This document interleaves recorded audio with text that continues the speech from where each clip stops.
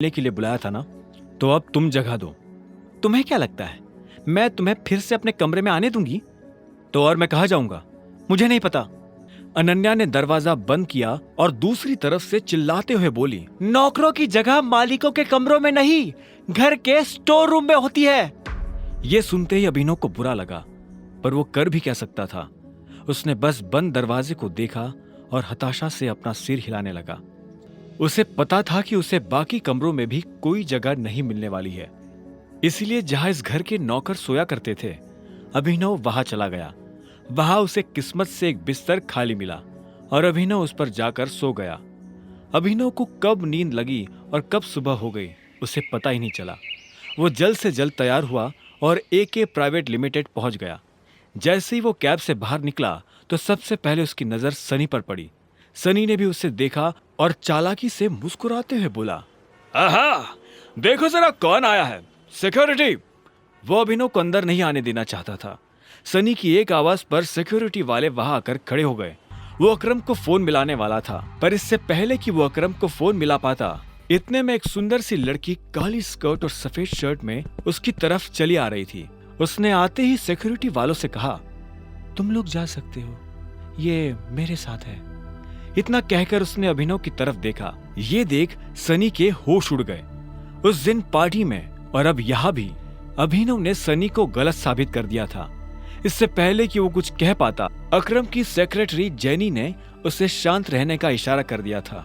अभिनव को सनी के चेहरे पर छाया मातम देखकर काफी खुशी हो रही थी। वो मुस्कुराया और जेनी के साथ निकल गया।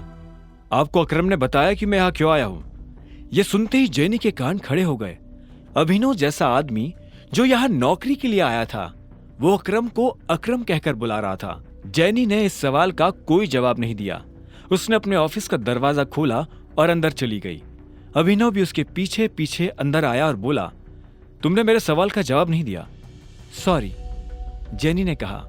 जेनी ने जिस तरह से सॉरी कहा, अभिनव को समझ आ गया था कि वो उसे पसंद नहीं करती थी।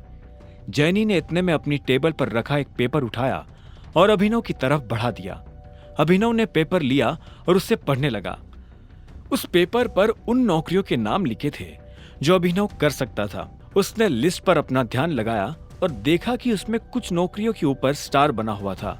उसने जेनी को देखा और बोला, ये यहाँ स्टार क्यों बना? ये स्टार इसलिए बना है क्योंकि इन पोजीशंस पर हमारे पास ऑलरेडी कोई ना कोई काम कर रहा है और हम इन पर नई भर्ती नहीं ले रहे हैं। तुम चाय लेना पसंद करोगे या कॉफी? मैं मैनेजर बनना पसंद करूंगा। अभिनव ने भी उसके सवाल का जवाब ना देते हुए कहा। ऐसे में जेनी बोली, लेकिन मैनेजर की पोजीशन पर पहले से स्टार बना हुआ है। आप पता है मुझे। तो जिस पोजीशन पर पहले से कोई बैठा हुआ है उस पर तुम कैसे बैठ सकते हो? तुम क्या उस एम्प्लॉय को कंपनी से बाहर करवाना चाहते हो? मैंने तो ऐसा नहीं कहा। मैं बस इतना जानता हूं कि लिस्ट मुझे तुम्हें नहीं दी थी। हाँ, लेकिन तुम्हारा नाम? जेनी। जेनी ने गुस्से में कहा। अभिनव के सवालों से उसे चिढ़ हो रही थी। अभिनव को उसके नाम से कोई मतलब नहीं था। उसने आखिर में कहा, देखो जेनी, इसमें मेरी कोई गलती नहीं है। तुमने मुझे लिस्ट लाकर दी, मैंने उसमें से अपनी पसंद की पोस्ट चुन ली। अब आगे क्या करना है वो तुम देखो। ठीक है मिस्टर अभिनव, तो अब मुझे तुम्हारे बारे में कुछ जानकारियों की जरूरत पड़ने वाली है और तुम्हारा ऑफिस कल से शुरू हो जाएगा, जेनी ने कहा। अभिनव ने हाँ में सिर हिलाया और वहां से निकल गया। सनी को अभी भी समझ नहीं आ रहा था कि आखिर अभिनव वहां क्या लेने आया था। उधर अभिनव को लगा कि अब कल से नौकरी पर जाने के लिए उसे नए कपड़ों की जरूरत पड़ने वाली है।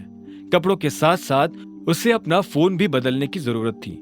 अकरम का दिया हुआ चेक उसकी जेब में ही रखा हुआ था। अभिनव अपने चेक से पैसे निकालने के लिए बैंक चला आया। तभी उसकी नजर प्रणव से मिली। प्रणव उन लोगों में से था जो अभिनव की गरीबी का मजाक उड़ाया करता था। जैसे उसने अभिनव को बैंक के अंदर आते हुए देखा तो बोला, अरे वाह, देखो तो कौन आया है। प्रणव खुद एक बैंकर था। वो अरबपति तो नहीं था, लेकिन उसके पास अच्छी खासी दौलत थी। वो दिखने में भी स्मार्ट था। वो अभिनव को इसलिए जानता था क्योंकि अभिनव अक्सर इस बैंक में डिलीवरी के काम से आया करता था। हालांकि वो दिखने में अभिनव के आगे कुछ नहीं लगता था, लेकिन उसमें और अभिनव में एक ही फर्क था, गरीबी का। हेलो, मुझे थोड़े पैसे निकालने हैं, अभिनव ने कहा और प्रणव को चेक दिखाने लगा। प्रणव ने बिना चेक देखे कहा, चेक से? तुम्हें पता है ना, चेक से सिर्फ बड़ी रकम ही निकाली जा सकती है। मेरा अमाउंट बड़ा है, यहाँ काउंटर पर नहीं निकल पाएगा, इसलिए मैं मैनेजर से मिलना चाहता हूँ। ये सुनते ही प्रणव जोर जोर से हंसने लगा और बोला, तुम्हें उसकी जरूरत नहीं पड़ेगी, मुझे अपना चेक दिखाओ। अभिनव ने गुस्से में प्रणव को अपना चेक दिखा दिया। प्रणव ने बिना देखे अभिनव और बाकी लोगों की आंखों के सामने चेक फाड़ दिया। अभिनव प्रणव पर चिल्ला उठा, तुम्हारा दिमाग खराब है क्या? सिक्योरिटी को बुलाओ और इस आदमी को अभी के अभी बाहर निकलवाओ यहाँ से। फर्जी चेक लाकर बैंक वालों को बेवकूफ बनाता है।